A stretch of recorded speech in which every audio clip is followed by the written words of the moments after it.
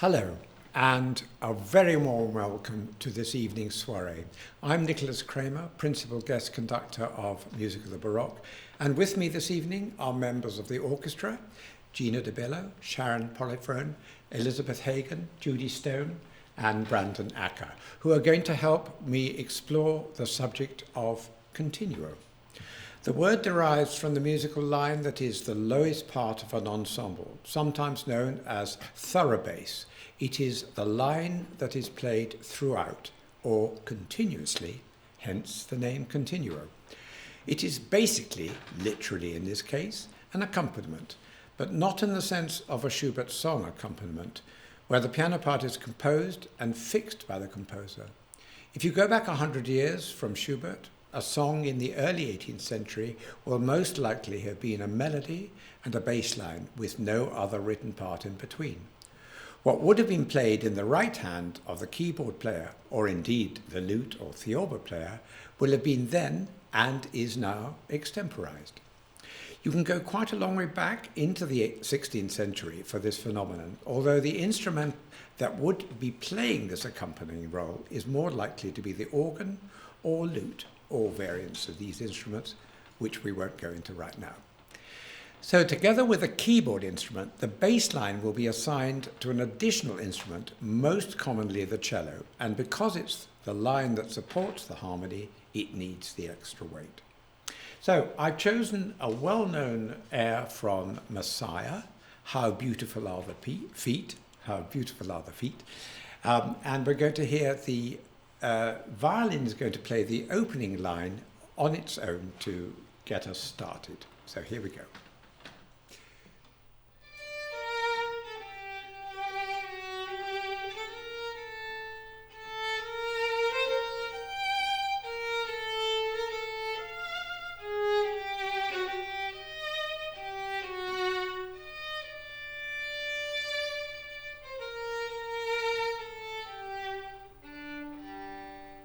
So you may see this on two staves, but in fact they're unison, so they will be playing the same. All the violins will be playing the same. So now I'm going to play the bass line on my own, and this is how it goes.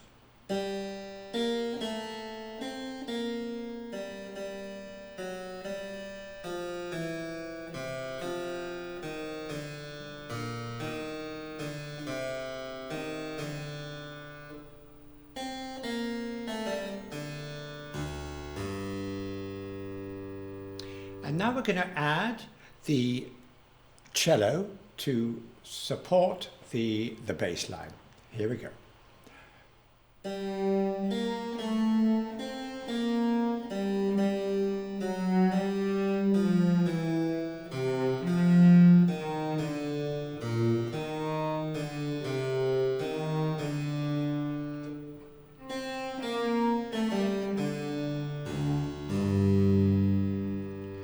Now, I'm going to put some harmony underneath, on top of that bass line as follows.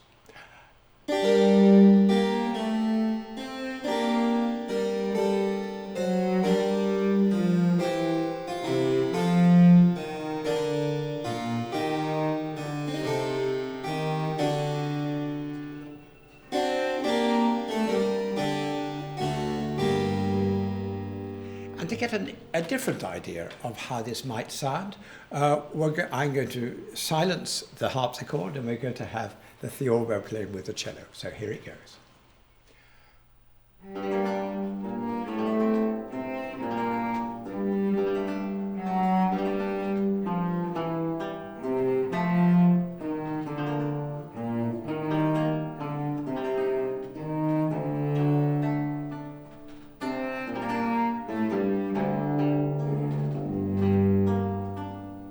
Very different sound, I think you'll agree. And of course, there's the opportunity to have an organ instead, or as well as all these instruments. So now we're going to have the whole ensemble play this and see how it sounds. Here we go.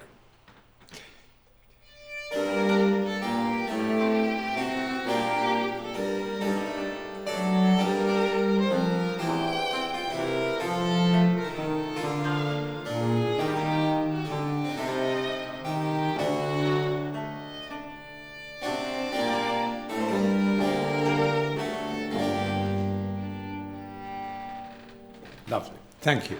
So, in instrumental music such as a Handel Concerto Grosso, the harpsichord and theorbo will contribute more as a textural function, since the harmony is complete for much of the time. So, here's the beginning of the Handel Concerto Grosso, Opus 6, number 2. We will just play it together, the harpsichord and theorbo, for the time being.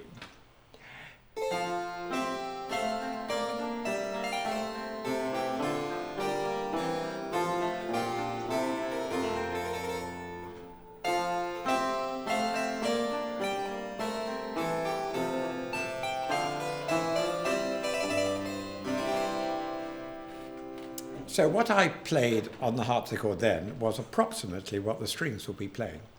What I will eventually play will be less melodic and more harmonic, guided by the numbers underneath the bottom of the stave. So you can see that under the bass line there's some numbers.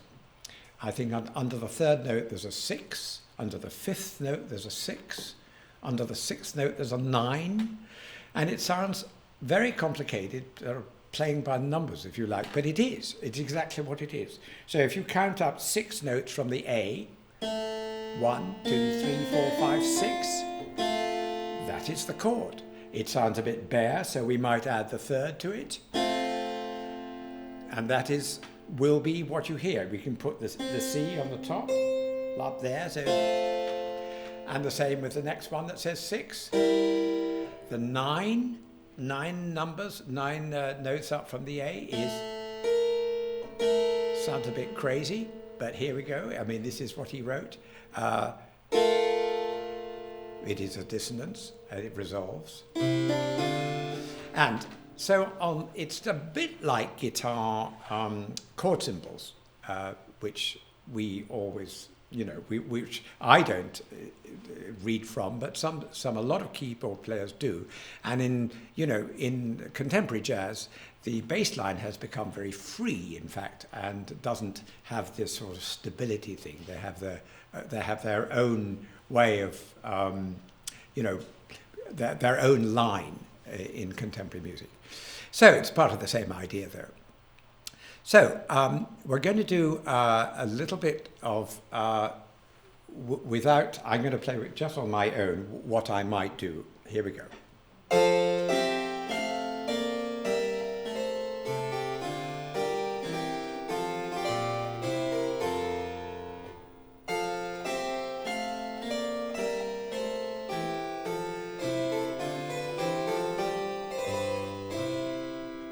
And another way might be something like this.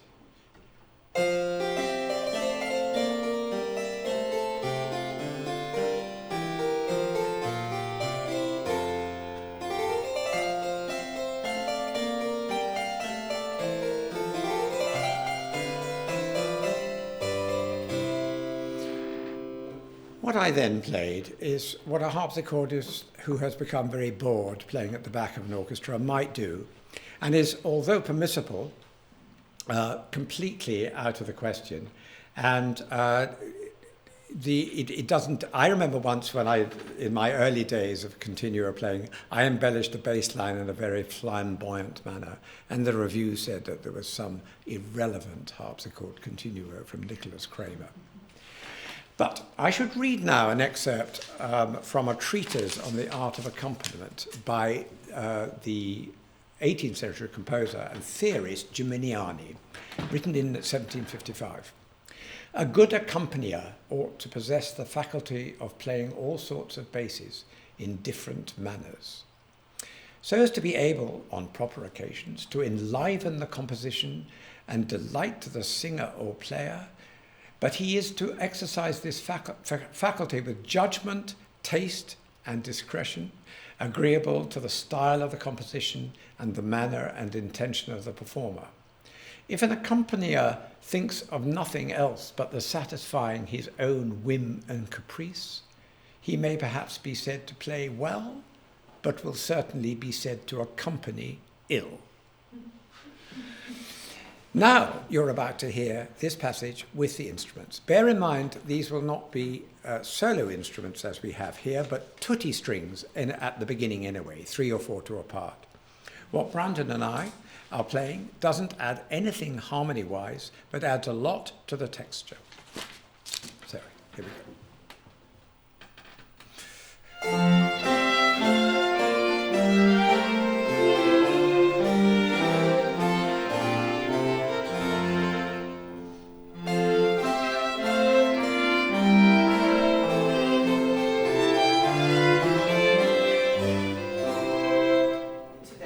In a concerto grosso, there might be 2 harpsichords in performance, one to play with the main body of strings, known as the tutti, and the other to play with the 3 soloists, 2 violins and cello, known as concertino. In our performances, we will share the filling out of the harmony between the theorbo and the harpsichord, sometimes both. So now we're going to play from the beginning and go on into the first continuo concertino section.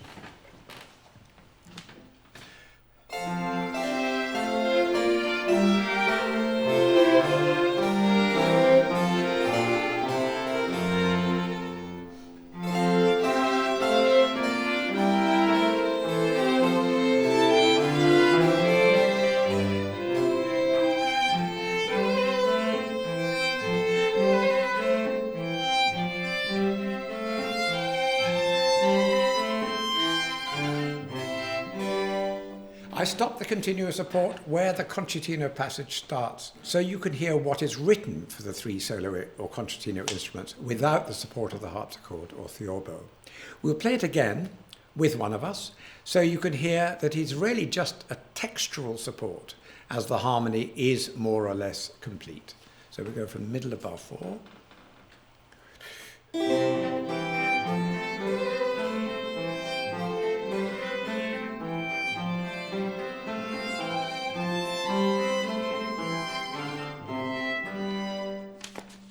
So the second movement of this concerto grosso starts with just the concertino. So we're going to get the concertino players to play it without any concertino instrument, without any continuo instruments, that is. Okay.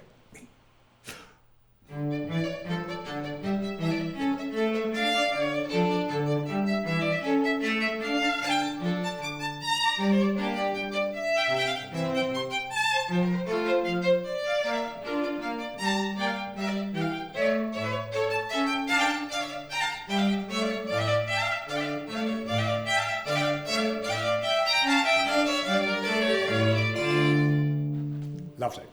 So, in this passage, there is a need for harmonic support from one of us. As you can see, that it is basically just in 2 parts, the first bar, and 2 parts in the second bar.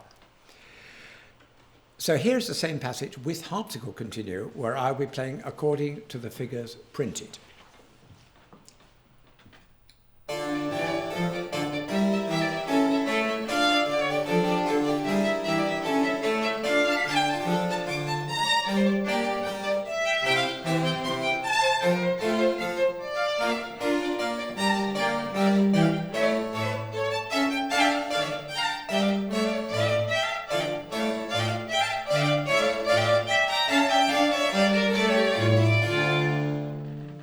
So it's not just harmony I'm providing, but an almost percussive driving force that adds to the texture. Sometimes there is an indication in the score that says tasto solo, literally single touch. That means that no harmony is required, just the bass instruments, and in this case viola, doubled by the harpsichord and possibly theorbo. So this is a part from Concerto Grosso Opus 6, number 1.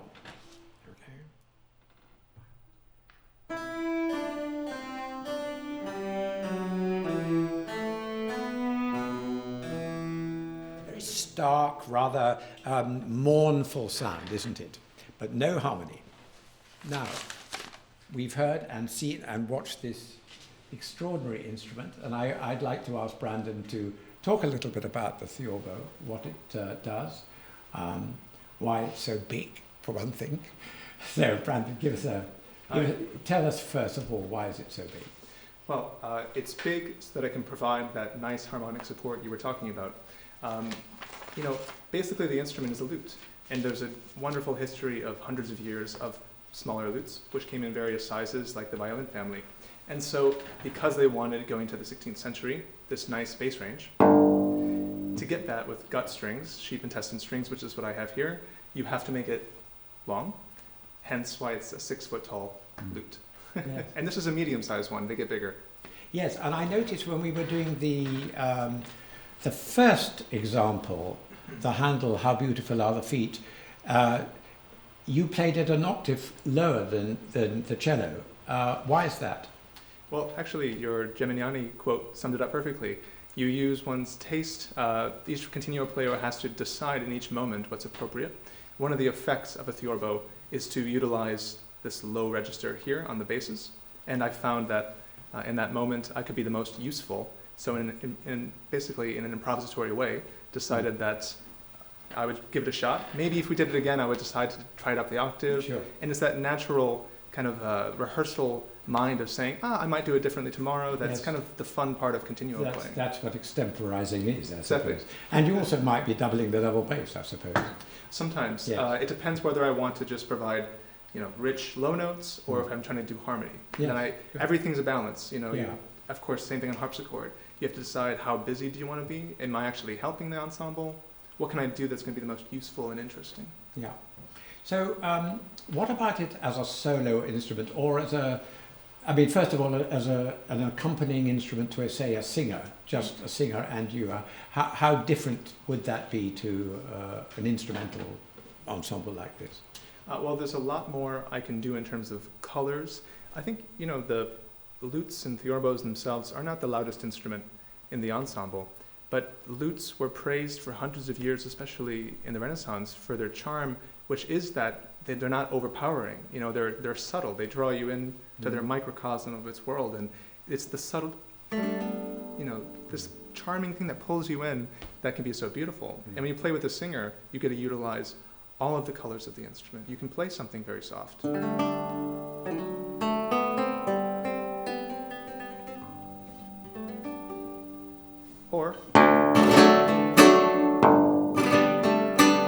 And you have everything in between there based on the text, based on the affect. Big range. And are there pieces written for the solo theorbo? Indeed. Players naturally want to come up with music for the instrument on its own. Because of the long strings, which are only played with the thumb,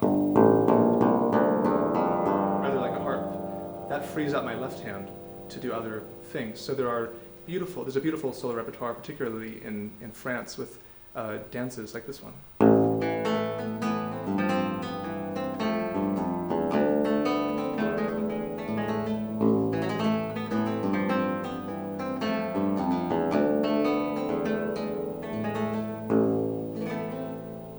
Beautiful.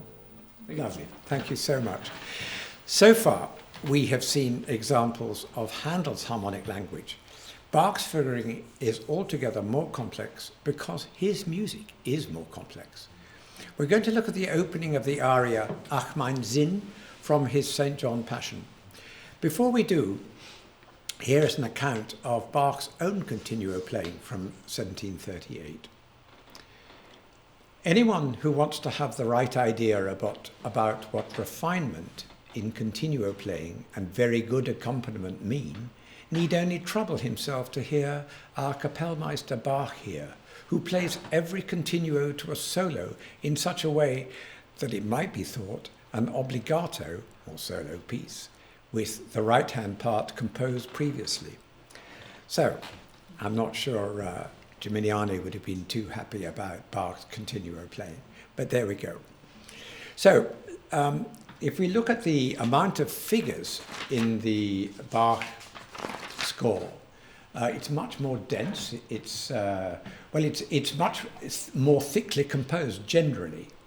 There's a 6/5 on the second note that changes to a 4. There's a 6/5 on the second bar, and then there are 3 numbers over the beginning of the third bar, a 6 and that 4, that little sort of extra bit on the 4 means it's sharpened, 6-4-2, and it sounds desperately complicated, but actually there is always a limited amount of numbers that are used for figured bass.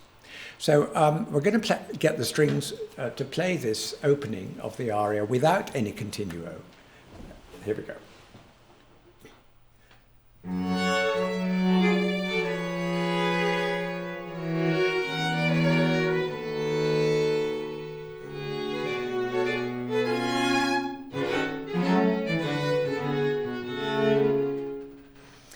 So we're going to do what the continuo instruments might play. Now, one thing I meant to ask Brandon is, what keys do you not want to play in? And this happens to be one of them. F sharp minor is a horrible key to play on me. Why is that? Well, it's because the theorbo was really designed at the early stages of opera by the Florentine Camerata, when you get in the early 17th century Monteverdi operas in quarter comma mean tone temperaments, utilizing keys G, D, A, sharp keys. You never see more than maybe 1 or 2 flats. By the time you get to the 18th century, the keys get really extreme. Many flats, many sharps, and F sharp minor is sort of useless on the theorbo as a result. So I'll have to do it by myself. Here we go. This is what I would normally play. Bear in mind, this would be, this would probably be played on the organ, I should think, if you like, first of all. So this is just me on my own, first of all.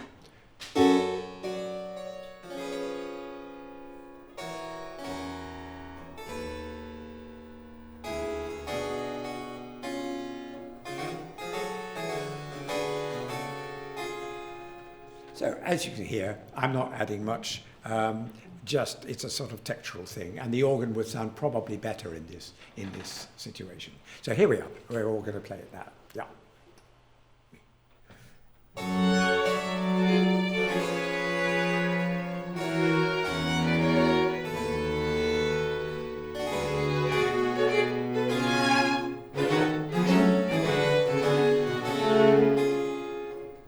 So there's much more going on, isn't there, harmonically than anything in Handel. Doesn't mean to say it's better, but it's definitely more going on. To finish, we're going to play a piece that is so well known that I probably don't even have to tell you what it is, but I will. It's Bach's slow movement of the double violin concerto. The 2 solo violins in a normal performance are supported here by the main body of strings, but for today's purposes, as we are without the complete string ensemble, this will be mirrored by the continuo. In other words, the harmonic filling that the theorbo and harpsichord will provide. I hope you've enjoyed our exploration of Continuo. We'll leave you with the sound of this marvelous music ringing in your ears.